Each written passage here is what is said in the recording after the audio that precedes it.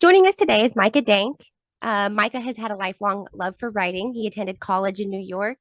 He has a degree in language, literature, and criticism. He comes from a family of writers. His grandfather and father both worked in production for CBS News. Micah moved to Boston later in life and began an interest in esoteric sciences, including astrology and astrotheology. He has studied the Bible for about 30 years, studied esoterism and the occult for about 20 years, studied and taught astrotheology for 10 years, and currently teaches these studies at an online school.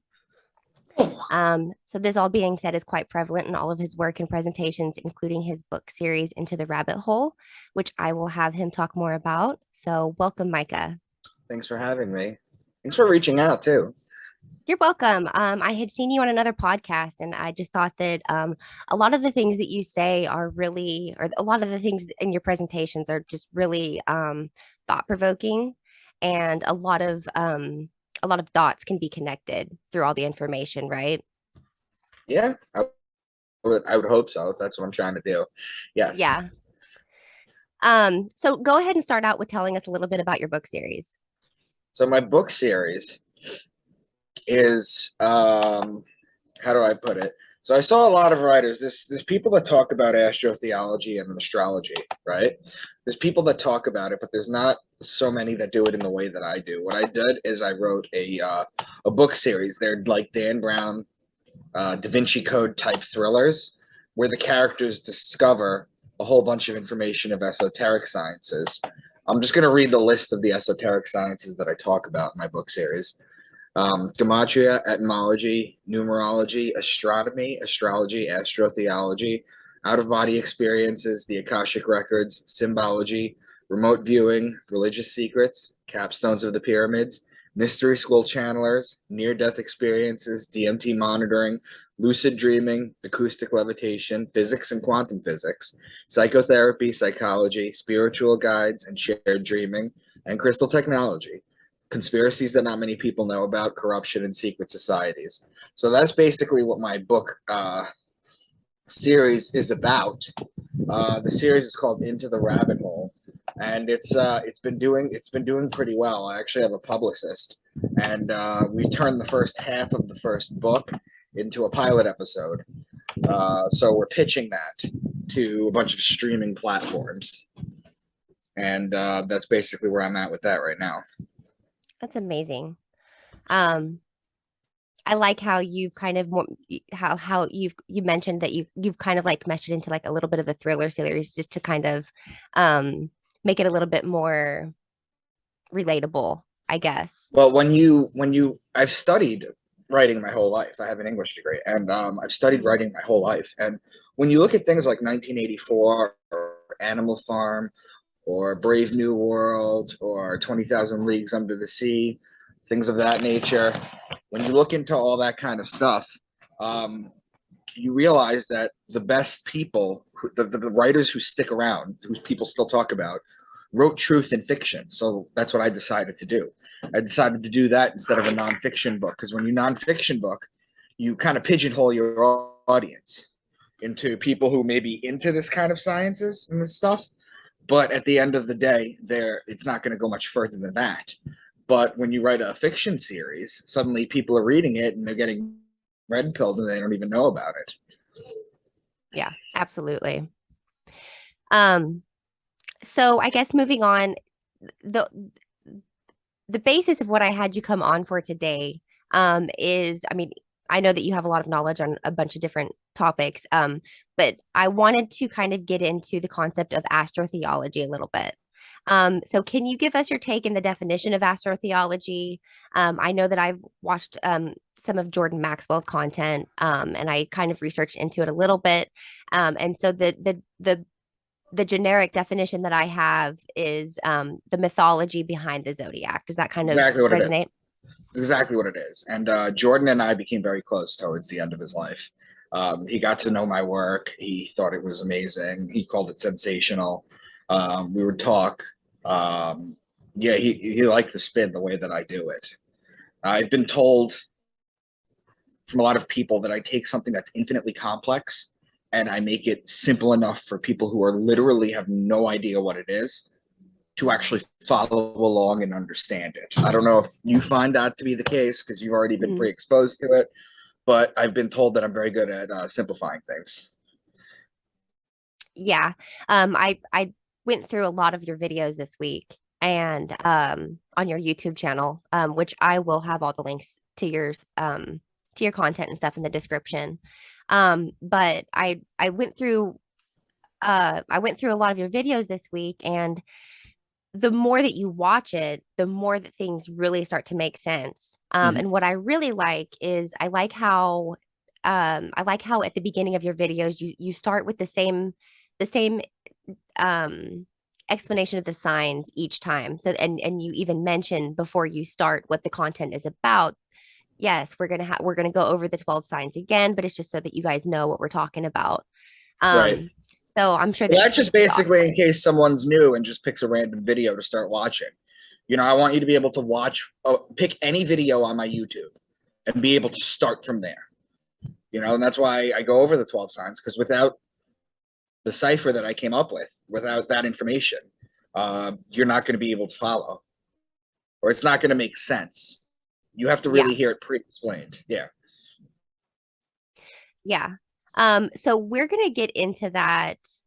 We're gonna get into that entire explanation of the signs in a little bit. Um, but before we really deep dive into what you're talking about with your presentations, I wanted to see if because a lot of people are familiar with astrology, right? So we've got the 12 zodiac signs is what we're talking about. So astrotheology is going to kind of mesh that into, um, I know what you do is take different religious writings and you Scriptures. Yeah. scriptures, yeah. And you can kind of you can relate all of that into what those things are saying. And I've you had even mentioned that it's kind of like an you can kind of turn the Bible into a sort of like a farmer's almanac, Well, right? that's what it is. That's what it basically is. Correct. That's what it basically is. It's an encoded farmer's almanac. Yeah. Um, so the Bible has been translated, and I'm just gonna start off by saying I don't know much about the Bible. I know the general stories, so I don't know too much about it. But I do know that one thing that I hear pretty repeatedly is the the mention of sorcery in the Mm-hmm. Bible. Mm-hmm. And I have heard more recently that there is a actual translation of the word sorcery, because the Bible is supposed to say that the witch relate in relation to witchcraft and things like that. Um, Mm-hmm. to the best of your knowledge, does sorcery in the Bible translate to pharmakia? Ooh, interesting. All right, that's the kind of interview we're gonna have. Okay. Um, I told you that so I would have questions. um, so let me share my screen with you and I'll show you 2 points that I'm gonna make. Okay. So ignore that, we're gonna get back to it. Um, the scriptures are made up of what's known as the seven sciences, the Bible. It's metaphysical, astrological, which I have been studying for 10 years. That's what I teach. It's the oldest and it's the most prevalent, and it actually permeates throughout the world. It's also anatomical. When you're talking about the 12 disciples, they can also reference the 12 cranial nerves in the brain, for example. Alchemical, you'll always see Jesus in red and white. Well, red and white in alchemy is the marriage of the red king and the white queen, also known as when you mix sulfur and mercury.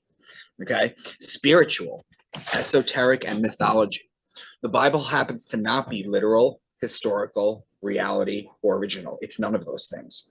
Okay. Now, for all the work that I have done, you have to understand, Natasha, that I only talk about one of the seven sciences that the Bible is. It is just as equally complex and complicated on the other ones as it is here, too. Now, if I were to, let me find where it is.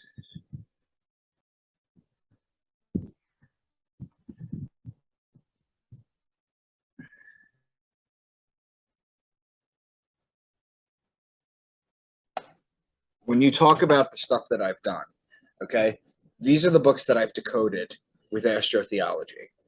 Okay, the book of Matthew, Revelation, the book of Enoch. I've done all the Gnostic texts except the Nag Hammadi. That's the last thing that I have to do. Okay, and that's basically a mini Bible.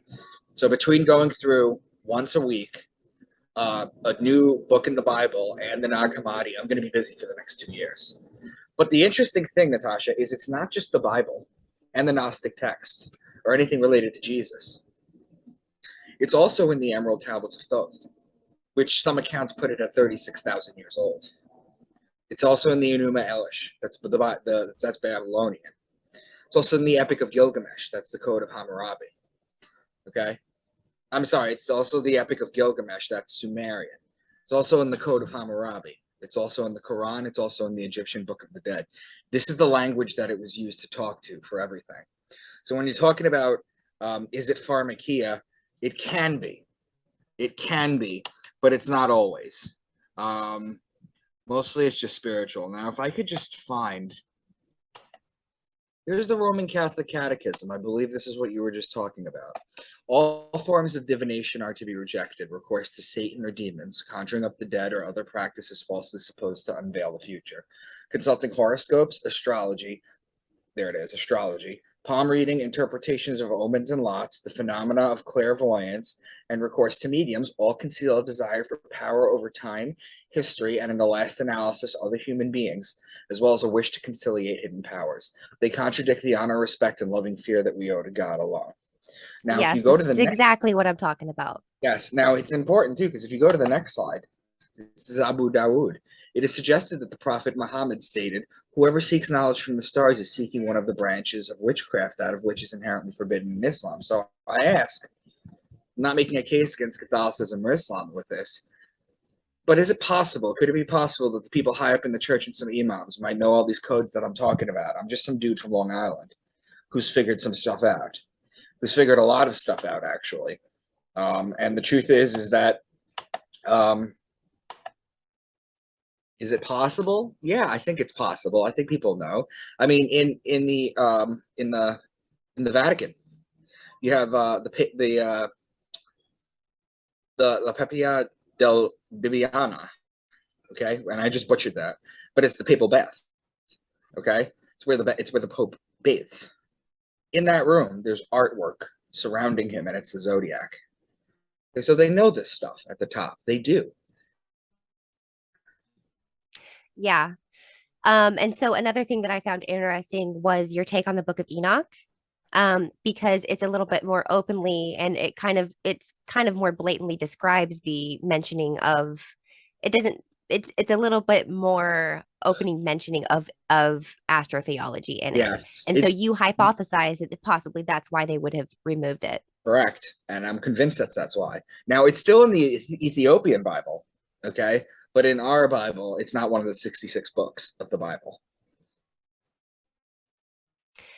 Um, so I guess staying within that topic, you had mentioned the Senate of Jamnia. Is that am I pronouncing that right? Synod. Can you talk a little bit about that? Yeah. So the Synod of Jamnia, you have to think of the Synod of Jamnia as basically this. You know how in 325 AD, Constantine united everybody under literal Christianity, kind of away with the pagan stuff, and then he brought everyone to Christianity.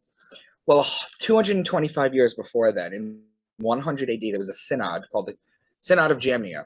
And there's a lot of people in our field that will understand this kind of stuff, and then there's other people that go, let me see a source for that. Give me your source. Well, you want a source for this? Open up the Encyclopedia Britannica to S and look up the Synod of Jamnia and see what it tells you. Okay, as Jordan Maxwell used to say, he used to go, "You better do your homework." Right, right. So the Synod of Jamnia was in 100 AD. The reason they called it was because at that time the Old Testament, okay, was not canonized, which means the books that are in order now, that we know or that are in order now, were not in order. In fact, the Bible isn't even in order now. Okay, the book of Job is the oldest book in the Bible. Okay, and it's in the middle of the Bible. Okay, whereas the book of Genesis actually was written after the book of Job. Okay, so the Synod of Jamnia, what they did was they had a bunch of politicians and a bunch of priests/rabbis come to canonize it, to basically put the books in order. Now, it's interesting too, is because about 30 years prior to that, in 70 AD, right around the time of the destruction of the Second Temple, okay, a little gospel came out that started to make its round and started to get very popular, called the Gospel of Mark. The Gospel of Mark is actually older than the other Gospels, okay? Came out in 70 AD. So at the Synod of Jamnia, one of the things that they deliberated on was whether to put the book of Mark in the New Testament or to put it in the Old Testament. Now, had it been left in the Old Testament, there would be no difference between Jews and Christians, okay? Because it would all be one story. They allude to it in the book of Micah, my namesake. Micah alludes to it. He says, but you, Bethlehem. In Micah 5:2, he says, but you, Bethlehem, though you are small among the clans of Israel, out of you will come one who is ruler over everything. Okay? Well, Bethlehem in Hebrew is a combination of two words. It's bet, which means house, and lechem, which means bread. So it's the house of bread. Well, if you understand what I'm talking about with the zodiac, the lady with the wheat stalk, Virgo, that's the house of bread. So when they really say the Savior is going to come from Bethlehem, they're saying the Savior is going to come from a virgin. So they kind of encode this stuff and they allude to this kind of stuff if you understand astrotheology. But that's basically what the Synod of Jamnia was basically put in order to do and did. But yeah, it came very close to the point where Christians and Jews, it might have just been one long text. You imagine that? Yeah. Yeah, that's crazy. Um, so I want to switch gears into what you have described as the perfect calendar. Mm-hmm. And so basically a little bit of a rundown of what I have noted here is that you mentioned the sun tells the hour of the day, the moon tells the Correct. day of the month, and the zodiac tells the month of the year. Yep. Also, the sun sits in each sign for 2 hours a day, making 12 signs times 2 equals our 24-hour day. Mm-hmm. So the sun tells the hour of the day. It makes a lot of sense if you think about it. The sun tells the hour of the day, the moon tells the day of the month, and the zodiac tells the month of the year. And this is kind of, just another point to mention that this is what your work really tries to portray. And I think that it just kind of it really rolls all together when you start reading the scripture. Mm-hmm. Thank you. To me, it's a fingerprint of a creator. It's a fingerprint of creation. We're in the middle of nowhere in the Milky Way galaxy, in the middle of the universe, hurtling through space. We're in the middle of nowhere, but we have a perfect ongoing calendar in the heavens for us that the ancients studied and had to figure out because they didn't have what is the point of this? We take for granted we have calendars, clocks, watches, weathermen. The ancients didn't have any of that. They had sundials. In the Bible, they worked on dream interpretation for harvest. They had to know things. They needed to know that Taurus was when you put the plow on the bull, hence the bull, and plant as above, so below. The Bible is an encoded farmer's almanac and was the knowledge of staying alive, the most important thing. They would look at the stars and see all the movement and make up stories about them and pass them down to their children, then them to their children. And eventually they learned how to write and wrote them down, and they evolved from Sumerian to Babylonian to Egyptian to Greek to Judaism to Christianity. That's basically what happened. Now the problem is that in John Dominic Cresson's famous quote, my point once again is not that those ancient people told literal stories and we are now smart enough to take them symbolically, but that they told them symbolically and we are now dumb enough to take them literally. And that's what you see with it's not just Christians. This is what you see with the Jews, the Muslims. This is what you see with anybody that goes overboard and takes things too seriously. Can we go ahead and take a look at the 12 signs? Sure. So what I'm going to teach you guys is the 12 signs, unlike you've known it before. So Aquarius, the first sign I talk about is Aquarius, which is technically represented by the man with the water pitcher. Technically, Aries begins the year, but Aquarius is sort of our beginning of the year, so I start with that. Goes back to the story of Zeus and the young boy. Basically, to sum up, Zeus saw a 14-year-old blonde boy on Earth and wanted him in heaven. The father wouldn't give him. He barters with the father. The father lets him go up. He's in heaven pouring what's known as ambrosia, which was the nectar of the gods, into their cups with this water pitcher. One day he gets fed up of doing the same thing over and over again. He goes to the side of heaven and pours it out, which causes a flood on earth. That's where the Greeks get their flood story from. Remember, everyone has a flood story. Okay? It's not just the apocalyptic preachers nowadays. Everybody has a flood story. So what he basically does is Zeus is mad at him and he's going to punish him, but he has a moment of self-reflection when he realizes, I kind of brought the guy up and he's young and he didn't really want to do it. So instead of punishing him, he immortalizes him as the constellation Aquarius. So there's key words, okay? Aquarius having the water in it, even though Aquarius is an air sign. Because there's water in it, it's used to talk about water. So there's words, okay? Son of man, man, because this is a man. Baptism, because this is how you baptize someone. Water pitcher, because this is a water pitcher. Fountain, because a lot of fountains look like this. Stream, river, pond, lake, ocean, sea, water bodies. That all applies to Aquarius. Now, Pisces is the mutable water sign, so all the water applies to Pisces too. So the first two used to describe water bodies in the Bible, okay? And based on the patterns that they make in the sky, you can figure out which one they're actually talking about, okay? Then Aries is the ram. And in Aries, you have March 21st, which is the spring equinox. It's a 12-hour day, 12-hour night. It's also the Passover, or the passing over of the sun over the equator. That's astrotheology. On March 21st, the sun passes over the equator, starts its way back to its height in the summer solstice. Now, in Christianity, the Passover is changed, and it's called the resurrection of God's Son, Jesus being the solar deity. Okay? Now, in Judaism, the Passover is when the angel of death passes over the Jewish households and the Egyptian households, and everybody that doesn't have the lamb or the ram. Aries, the ram. The Jews are the people of Aries. Anyone that doesn't have the ram's blood or the lamb's blood smeared on their doorposts, the angel of death notices it and kills their firstborn male. Okay? So whenever you're talking about ram, lamb, shepherd, or ram's horn, you're talking about Aries. Taurus is the bull. When you look at the sky and you see Taurus during the season where it's supposed to be, you know that you need to put the plow on the bull so that you can plant the seeds so you can harvest in Virgo and Libra. So whenever you're talking about bull, ox, calf, or cow, cow being the female bull, okay, you're talking about Taurus. Then Gemini is the twins. It's the story of Castor and Pollux Troy, whose sister was Helen of Troy. It's the story of Achilles. So whenever you're talking about twins or brothers, you're talking about Gemini. Cancer is the crab, and it's the sideways moving creature, right? Natasha, we don't walk side to side or move side to side unless we're chasing our child or doing a sports drill, right? That's the only time you really shuffle side to side, but the crab does. And it's very important. This is why Cancer is the crab. Because the sun, starting on December 25th, will rise a degree on its axis. The next day, it'll rise an additional degree. And then every consecutive day, it rises an additional degree. The days get longer, the nights get shorter. When the sun hits June 21st, it's at its height. That's the summer solstice. It's the longest day of the year. Then for 3 consecutive days, it doesn't rise another degree or drop a degree. It walks sideways like the crab. It stays at that exact height for 3 days. Then on June 25th, it lowers a degree.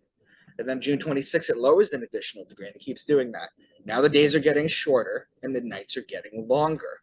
When it hits December 21st, it does the same thing like it did in June 21st. It walks sideways for 3 days. Okay? So December 21st is the winter solstice. The ancients would look out into the sky and they would see that the sun didn't cross the horizon. So they would see that. It would be under the horizon. So they would go, oh, God's son was dead. And then it walks sideways for 3 days. So suddenly God's son was dead for 3 days. Whereas on December 25th, or the birth of every god, it comes back to life and rises a degree. And the sun does the same pattern every day. So whenever you hear crab or beetle, the reason beetle is because the crab in the ancient Egyptian time was known as the scarab. Okay? You're talking about Cancer. Then Leo is the king. He's the lion. He's the king of the jungle. The ruling planet of Leo is actually the sun. So whenever you're talking about lion, lioness, or cub, you're talking about Leo. Virgo is the woman holding the wheat stalk. Remember before when you said that you planted Taurus? Well, the virgins would cultivate the wheat in Virgo in order to make the bread for the year. So whenever you're talking about virgin, wheat, grain, seed, barley, corn, grainy things that you harvest, that always happens in Virgo. Libra is the justice. It's the scales, it's the balance, it's the just one. The reason it's the justice is because it judges God's sun as it passes over the fall equinox and begins its descent into winter, into cold, into death. The Jews always celebrate their new year around the fall equinox. Now, Libra being the judgment, the justice, 8 days after the Jewish New Year, you have a day called Yom Kippur, which is the day of judgment. Of course, the day of judgment's in Libra, the scales. The Jews go to temple, they don't eat, they don't drink, and they pray that God will keep them in the book of life for another year. That's what they're praying for. Okay? Now, Libra is also wine season, which is when you plant for the grapes in Taurus, you can press the wine here. And if you've ever been to a vineyard, Natasha, you don't go in the spring. Because if you go in the spring with your girls, with your friends, everything is bare. You want to go to a vineyard and have a good time? Go in September, October during Libra. Everything is full. You can walk up and down the aisles, picking the grapes and popping them in your mouth. That's when you go. Okay? It's also olive oil season. That's when you press the olives and get the oil. Okay? So, all law-related things, all wine-related things, and all olive-related things. That's Libra. Scorpio is the scorpion. He is the betrayer. When a scorpion bites you, it leaves an imprint in your skin that looks like two lips. It's why the mafia has the kiss of death. And it's why Jesus was betrayed by Judas with a kiss. So the sun is judged in Libra. It's betrayed in Scorpio. Finally, in Sagittarius, this is where the bow and the arrow shoot the sun and inflict further punishment on the sun. This is where the bow and the arrow kills the sun. Why? Because on December 21st, the sun is at its lowest point. It cannot rise any lower. We went over this already. It's dead. So the bow and the arrow kill the sun. Okay? And that's horse, bow and arrow, spear, or horseman. Okay? So whenever they're talking about a death in the Bible, you can always trace it back to Sagittarius. Now, this is the science behind the stories in the Bible. I don't care when Jesus supposedly died during the year. This is the astrotheology behind that. And the astrotheology behind that says the day of death is the winter solstice, Sagittarius, the last day of Sagittarius. Finally, you have Capricorn, who's the goat. This is the last sign because he likes to climb the mountain. So if you look at the zodiac wheel on the right with Capricorn at the bottom and Cancer on top, okay, this is how a zodiac wheel should look. Okay, you start the climb at the very bottom, going to the left a degree a day alongside the wheel till you're at the top of Cancer. And then it goes down again. The sun does the same thing every time. It starts the climb in Capricorn. It starts to climb up what's known as the Great Mountain, just like the goat, the mountain goats who climb up. Those are the 12 signs, my good friend. So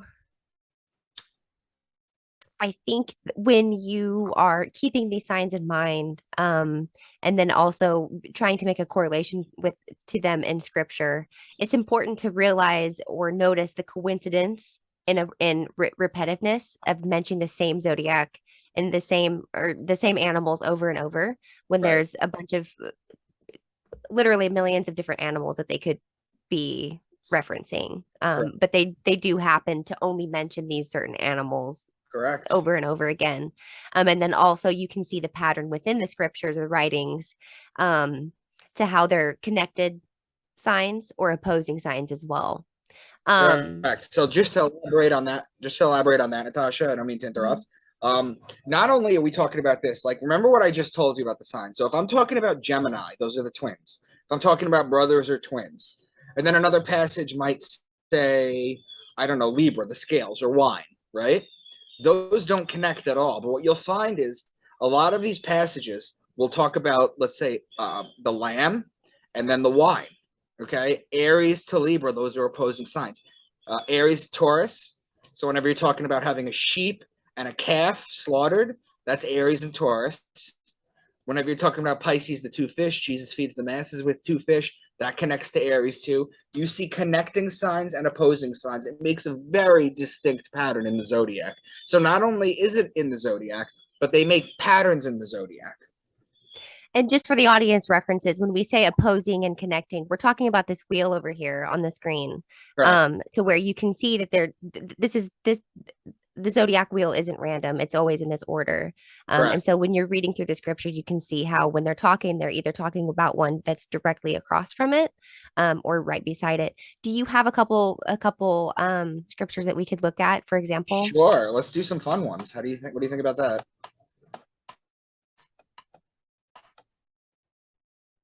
Let's see. about this?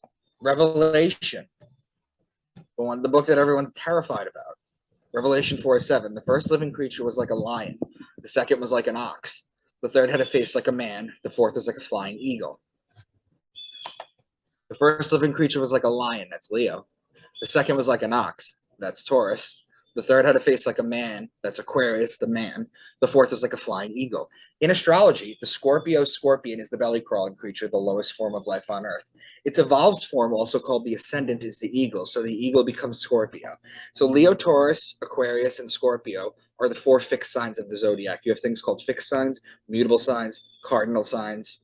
Okay. The reason they're called fixed is because they're fixed in their season. Let's go through them. Leo is in the middle of summer. Taurus is in the middle of spring. Aquarius, winter. Eagle, or Scorpio, the scorpion, it's an ascendant, the evolved, that's the middle of fall. Now let's read this one more time. The first living creature was like a lion. The second was like an ox. The third had a face like a man. The fourth was like a flying eagle. Now notice this. The lion, Leo, and the man, Aquarius, those are opposing signs on the zodiac. The ox, Taurus, and the eagle, or Scorpio, those are opposing signs on the zodiac. So reading this passage plots this out onto the zodiac wheel. So it's a perfect X that goes through the wheel. So is it more likely that this is what they're talking about, or that there really is going to be a 4-headed thing in the sky that comes down during the apocalypse? Exactly. You want me to go into another one? Yeah, let's do another one. Let's stay with Revelation. Oh, this is Ezekiel 10:14. Ezekiel is the same thing. One face was that of a cherub. The second was a human being. The third face of a lion. The fourth face of an eagle. Revelation 12. This is the woman and the dragon. A great sign appeared in heaven, a woman clothed with the sun, with the moon under her feet and a crown of 12 stars on her head. She was pregnant and cried out in pain as she was about to give birth. Then another sign appeared in heaven, an enormous red dragon with 7 heads, 10 horns, and 7 crowns on its heads. Its tail swept a third of the stars out of the sky and flung them to earth. I don't usually get into the numerology of this when they're talking about 7 heads or this, but the 7 heads reference the 7 chakras. Okay? The 10 horns are the 10 points on the Kabbalah tree of life. And the 7 crowns on its head are the 7 planets that they knew about at the time. See, we know that there's 9 now. Or I consider Pluto a planet because when you start doing astrology readings, Pluto plays very big into your personality. Yeah, absolutely. Right. So there's that. But let's break this down because some people think there's going to be a dragon eating a woman in the sky. A woman clothed with the sun is a sun clothed in Virgo. It's just a metaphor. Just a metaphor for the sun being in Virgo. If the sun's in Virgo, the moon will be at her feet. So remember how you were talking about 2 hours a day in each sign? Mm-hmm. All right. It's 7:00 p.m. here, so the sun is in Leo. Okay. But if you go through the zodiac and put 2 hours for each sign, by the time you get from 4 to 6 p.m., that's Virgo. So if the sun is in Virgo, the sun is still out. That's 4 to 6 p.m. So if the sun is out, the moon is at her feet. Whereas if the moon is up, the sun is at her feet. It's just a metaphor. Now another sign appeared in heaven, an enormous dragon. Its tail swept a third of the stars out of the sky and flung them to earth. There's a constellation called Draco, the dragon. Its tail goes from Aries to Sagittarius, which is 4/12 of the signs, or 1/3 of the stars out of the sky. So these are just 2 passages from Revelation that are astrotheological. Now I break down the whole thing of Revelation. Okay? But let's do another one. Matthew 10:16. Behold, I send you forth as sheep in the midst of wolves. This is a famous line. Okay? Well, the sheep is Aries, and the wolf is the constellation Lupus, who borders the Libra line. Look at the pattern it makes in the zodiac. Those are opposing signs. Okay? Let's do the book of Job real quick. So do you know the story behind Job, or do you want me to just tell it real quick? I don't know. I've heard it. So I've heard a lot, but I couldn't recite it.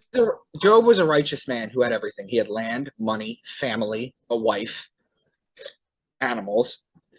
And Satan goes up to God and says, the only reason he favors you is because he has everything. If you take stuff away, he will no longer worship you. And God says, I'll take that bet. You can do whatever you want to him. You just cannot take his life. That was the only caveat. So he says, okay. So little by little, he starts losing everything. Right? And at one point, he has nothing left. And he's just basically sitting on a rock and he's crying up to God. God answers him. And there's people that believe this is the irreverent word of God. But I'm going to show you how the first line is what God says, and the second line is what it means.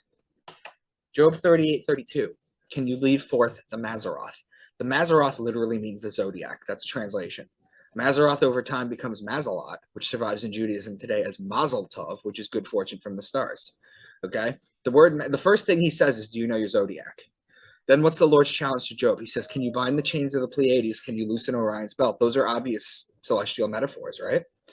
Then he says, can you bring forth the constellation in their seasons or lead out the bear with its cubs? The constellations are the zodiac above. The bear and its cubs are Ursa Major, the Great Bear, and Ursa Minor, part of the Big Dipper. Who can tip over to the water jars of heavens? Well, that's literally Aquarius. Do you hunt the prey for the lioness and satisfy the hunger for the lions? That's Leo. Who provides food for the raven? That's the constellation Corvus, which means raven and borders on Virgo. Do you watch where the doe bears her fawn? Mariga, meaning deer, is located in Orion, and Orion is located between Taurus and Gemini. Who let the wild donkey go free? That's Acellus Borealis, meaning donkey, and is located in Cancer. Will the wild ox consent to serve you? That's Taurus. You see where I'm going with this, right, Natasha? Mm-hmm. It's every line. The wings of the ostrich flap joyfully. That's Lambda Achille or Al Feliman, which means two ostriches in Arabic. Do you give the horse its strength? It laughs at fear, afraid of nothing. It does not shy from the sword. The quiver rattles against its side along with the flashing spear and lance. Well, you're talking about the arrow quiver, okay, on the horse. Well, that's the man with the bow and the arrow, Sagittarius. Does the eagle soar at your command and build its nest on high? Aquila is the Latin name for eagle and is a constellation a few degrees above the celestial equator. Finally, he says, can you pull in Leviathan with a fish hook? Anybody that understands Christianity in the early turn of the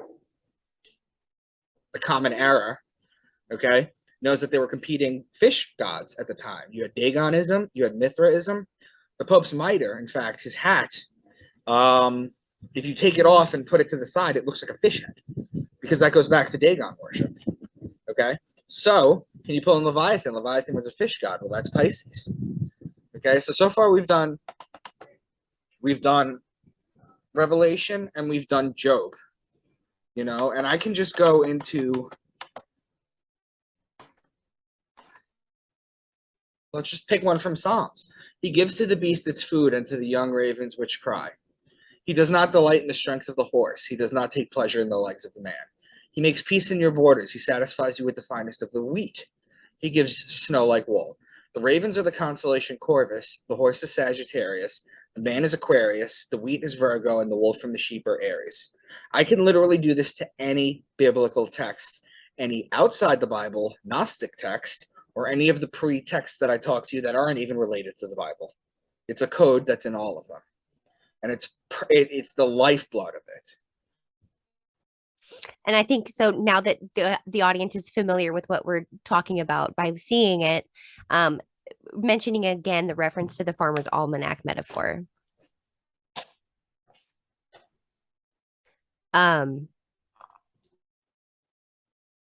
I know that you had mentioned also in one of your videos that within the Farmer's Almanac metaphor, that you could if there was like a collapse scenario, you could probably use the Bible if you knew how to decode it. You could probably use it Map as the a whole tool. star system out, yeah. Which is what you would need to know. Because you needed to know, we have John Deere equipment now, Natasha, but you would need to know, you have to put the plow on the bull 2,000, 4,000 years ago in order so that you can plant. Because if you didn't do that, you're not harvesting in Virgo and Libra. There's no bread, there's no wine, there's no big parties, you know? That's basically what you had to do. And that's what this book is completely about. Yeah. So I think I just have a couple more questions. In particular, I guess to mesh possibly a little bit of meshing or I just kind of want your opinion on the opinion on how astrological science and forecasts make predictions on moods and actions.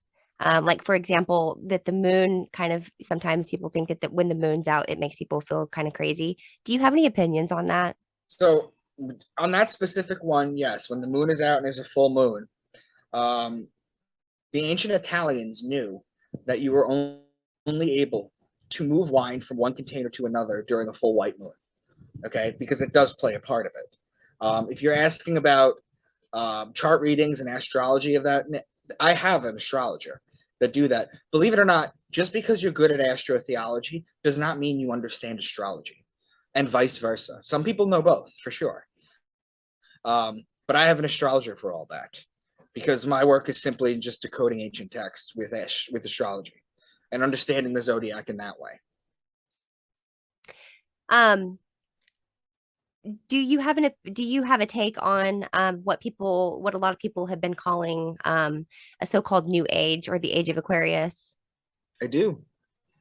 I do have a new What take on it. So during the age of Taurus, that was the age that the Egyptians were in. Okay, you can see a lot of their art was the bull with the horns and the sun between it. They were telling you they were worshiping the sun in Taurus. In fact, what does Moses do? Moses goes up to the mountain. He comes down with the Ten Commandments and he sees the worshiping a golden calf. So they had just previously been run out of Egypt. So either they were run out of Egypt, right? They couldn't even let the bread rise. That's why there's matzah to this day in the Judaism community. Okay, it's unleavened bread. Okay, um, so either they went into the desert, and when Moses left, they found welding equipment, had all this gold, even though they were poor nomadic Jews, threw it together, and then a golden calf came out. Or it's a metaphor. The gold is the sun, and the calf is Taurus. See, they were worshiping the sun in Taurus. It's a metaphor. Whereas they're the people of Aries, which is so the people in Egypt, they start to fade, and then the age of Aries, the Jews come up. That's the ram. That's why during Jewish high holidays, they still blow the ram's horn to the sky. Now, in temple, when you blow the ram's horn, there are different codes. There are different keywords that the rabbi will say.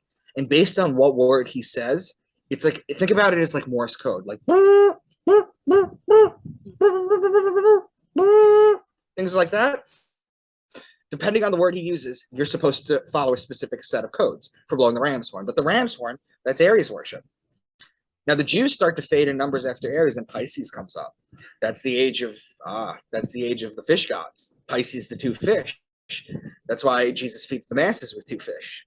We're at the end of the age of Pisces. We're in the age of Aquarius now. So if you follow suit based on all that information, I know it's a lot to wrap your head around right now, but basically we're in a new sign right now. There has to be a new religion. Even if it's not going to be a textual religion, there has to be a new religion because the elites are hell-bent and they are beholden to this sky clock. Okay? Yes. Yes. I don't think a lot of people realize that. I don't think a lot of people realize that the powers that be are very, very, very much focused on the zodiac. Correct. Like even I believe well, there's a lot of different examples that you can see in different like ancient like monuments and stuff, but like even in particular how freaking weird the Denver airport is. They Right. made I a write point to about put that. I it. write about that in one of my books too. Yeah, there's one of them clocks that they made in there. Right. Um so yeah, and then also I the age of Aquarius is just like a big topic right now. It's a big deal because I didn't realize that they have to have a new religion. They do. That Um show you. Let me show you this real quick. Do you mind if I share again? yeah. Hold on.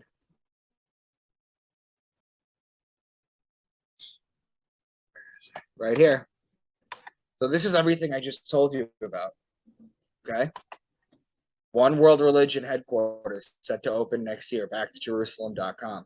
So that's what they're going to do. They want to rebuild the third temple. Okay. And to rebuild the third temple, it says in the Bible, to rebuild it, you need the slaughter of a perfect red heifer. Well, a red heifer is a cow. That's Taurus. So again, it brings it back to Taurus worship. So they constantly struggle with leaving bull worship, if you've noticed that. I haven't noticed that. No. I would like to um possibly dive into this more specifically at a later time because I don't think that obviously I know a little bit about the age of Aquarius, but I don't know much about like specifics. So I think that would be good. I'll give you a quick audio clip for this episode for that. What is the sign of Aquarius? It's the man, right? It's the evolution of man. It's the building of man. It's the man building his mind. Whereas you had the fish before, and you had the the rams,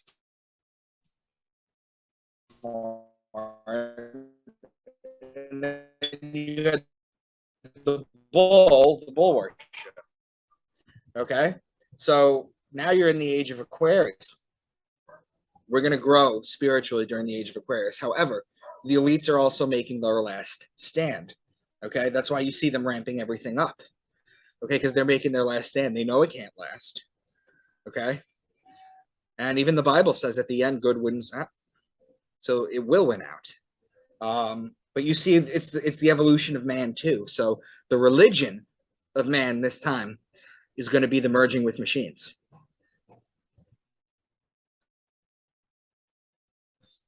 Very interesting. And I have heard that they're kind of they know that their time is over and that they're just kind of They do? clawing their way out. They're Yep. just kind of Why throwing do a you think fit they're as they building all look. those on? Why do you think they're building all those underground cities Yeah, with super trains that are like hundreds of miles yeah, long?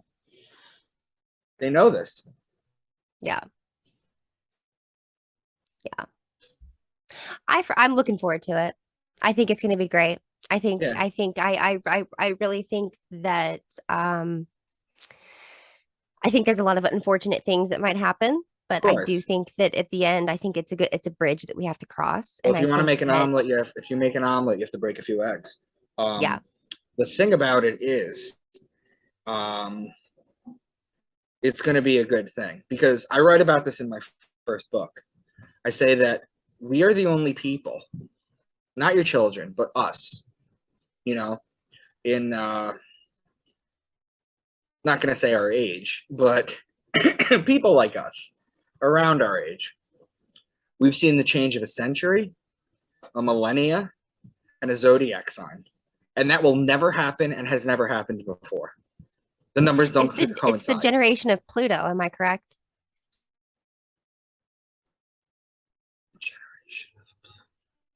I have to Because look at it.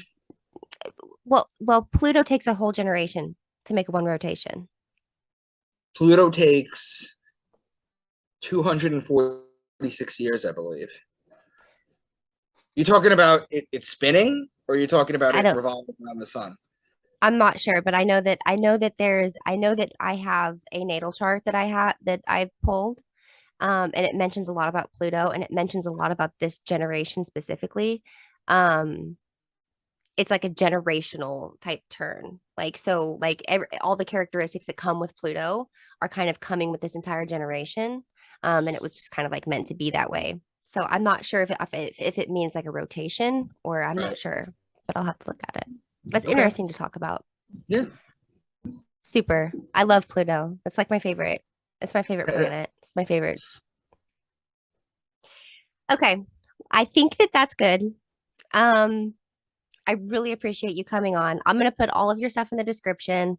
Um, your YouTube channel is amazing. I binged down on it all week. I watched almost all the videos. So I still got some to watch, but yeah, it's super interesting. And I know that you had listed a lot of the things that you go over or that you have knowledge about, I guess in your books, like even Right. like as far as like the crystal technology. Right. So I would love to have you back on to talk a little bit more about we could probably have a 5 hour long conversation about Right. all this stuff. It's so Yeah. interesting. The esoteric stuff is just amazing. So I appreciate you coming on, and I think your work is great. I think you're doing a really great job at kind of presenting it to society. And I think that I think people should know about this stuff.